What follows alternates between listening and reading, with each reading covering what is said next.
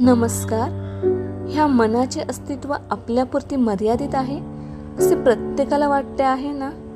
हे जर आकाशात मुक्तपणे उडू शकते तर मग ते आपल्यापुरती मर्यादित कसे राहील.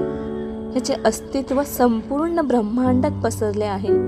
आपल्या ह्या शरीराला मर्यादा आहेत पण मनाला नाही. ह्या मनाला जात नाही, पात नाही, लिंग भेद नाही. ह्या मनाला रूप नाही, रंग नाही, आकार नाही. हे स्वच्छंद आहे. हे आपल्या विचारांसोबत त्याचे रूप रंग बदलते, अगदी पाण्यासारखे.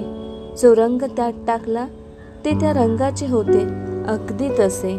मग आपणही ह्याच्या रंगामध्ये रंगण्याचा प्रयत्न करूया. ह्याचा एकच धर्म आनंद.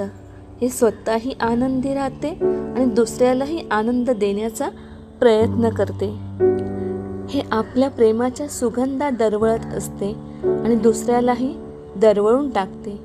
खेळकर त्या नदीप्रमाणे प्रवाहासोबत वाहणारे, येणाऱ्या प्रत्येक दगडाला ओलावा देणारे, क्षितिजावर जाऊन इंद्रधनुष्य दाखवणारे, कधी फुलपाखरू बनून प्रत्येक फुलावर बसणारे, कधी अनंतात जाऊन तारे मोजणारे, कधी कुठल्या झाडाखाली विसावा घेणारे, आपल्यातील श्वासासोबत क्षणाक्षणाचे जीवन जगणारे, तुमच्या आमच्यातील प्रेमाला सतत जिवंत ठेवणारे, उगवणाऱ्या सूर्यासोबत उगवणारे, फुलणाऱ्या त्या प्रत्येक फुलासोबत फुलणारे, मातीच्या सुगंधाप्रमाणे दरवळणारे, कधी सूक्ष्म बनून तर कधी अनंतात विलीन होणारे, तुमच्या आमच्यातील भावनांना जिवंत ठेवणारे, अनंतातील आठवणींना सोबत घेऊन आपल्यासोबत जगणारे,